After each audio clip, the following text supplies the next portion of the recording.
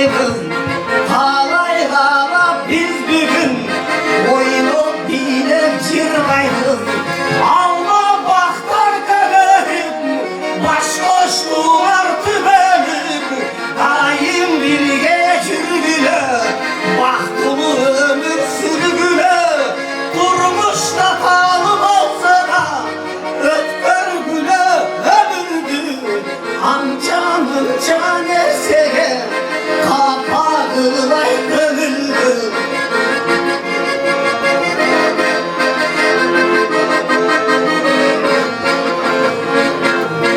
Bugün gelgen konuktur kalıvurun harnaşap oyun gülüp şart menen gülörüne kaytışap. Alma baktar kaderim baş koştular tübelim daim birge çürgüle baktulu ömür sürgüle durmuş da talım olsa da ötker güle ömürdü amcamın canesine kapağılay kövüldü amcamın canesine kapağılay kövüldü.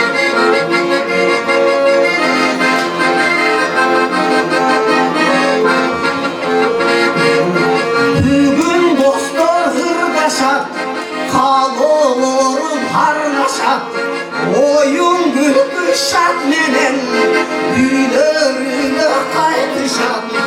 Alma baktar kaderim baş koştular tübelim daim birge çürgüle baktulu ömür sürgüle durmuş da talım olsa da ötker güle ömürdü amcamın canesine kapağılay kövüldü amcamın canesine kapağılay